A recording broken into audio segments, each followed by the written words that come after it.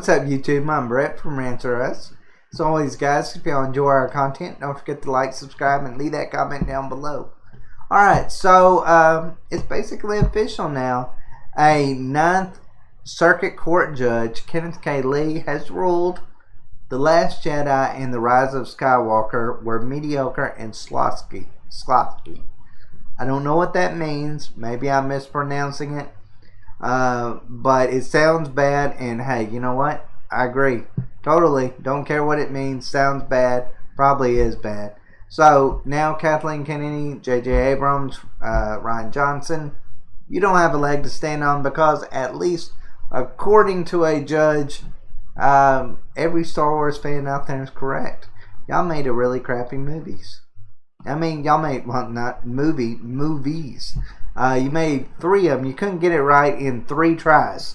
3 strikes, you're out policy, according to the 9th Circuit Court judge.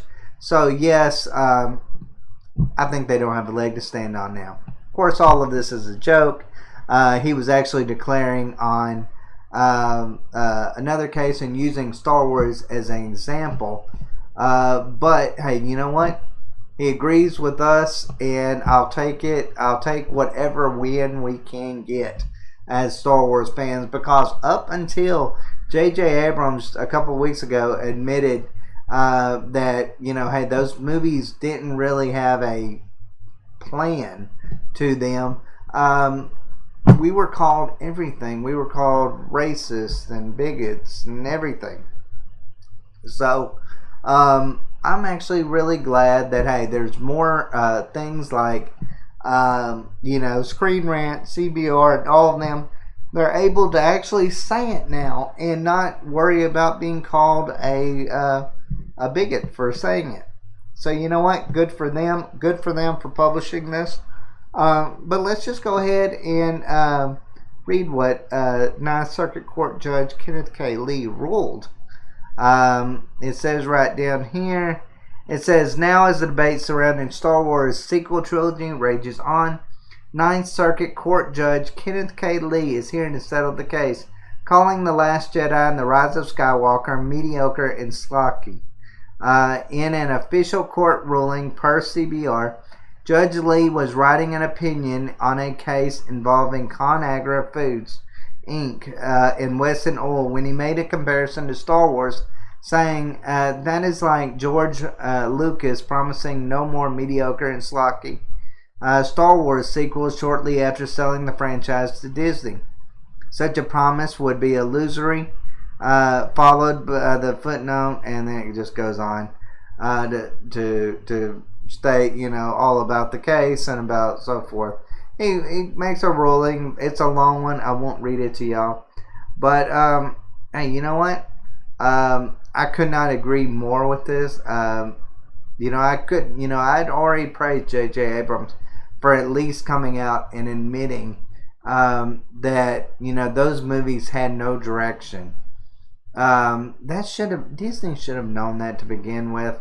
I mean, it was maybe shocking to, you know, Screen Rant and CBR and all these other places that for years, you know, ridiculed fans for the reasons why, they thought we didn't like that movie, and they just didn't want to come to terms that, hey, it was just a bad movies, or all 3 of them were just bad movies, and we hated them on their merit. We hated them because they either went against Kanan, they either went one-dimensional characters, the whole feminism aspect that was just shoved down our throats. It was just a lot of things in there that just wasn't good. Wasn't good storytelling. And I'm glad that J.J. Abrams has finally come to that conclusion, and maybe to a certain extent gave fans leeway in that to say what they think without Disney or any of these other places like Screen Rant, CBR, and so forth coming out and attacking the fans on things. Because if they attack the fans now, they're attacking J.J. Abrams, and they won't do that. They make J.J. Abrams out like he's the greatest director of all times. I don't see what they see in him, to be honest with you. Yeah, he makes like these amazing scenes. He just doesn't make amazing movies.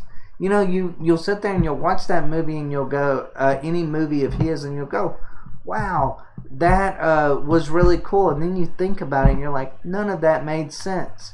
Like, you just immediately start picking apart everything because he only cares about shiny objects in the sky more than what he cares about or on your screen than what he actually cares about storytelling.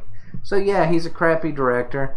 But hey, you know what? I thought this was a fun little story.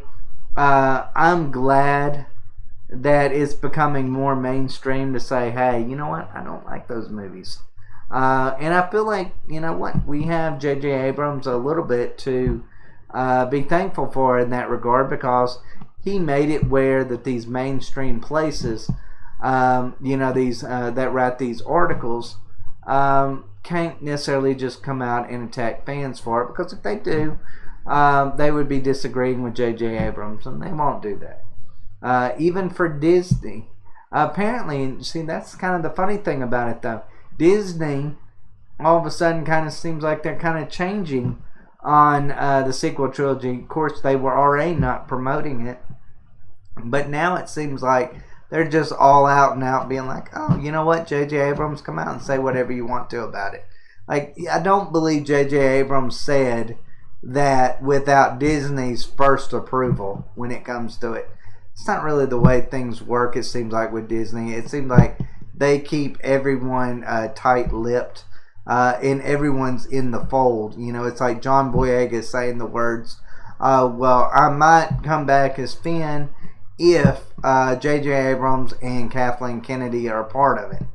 So, I mean, you know, he's big in with Disney, and he's big in with, you know, what they're wanting to do with Star Wars in the future. Would not be shocked if a future Star Wars movie has him as the director.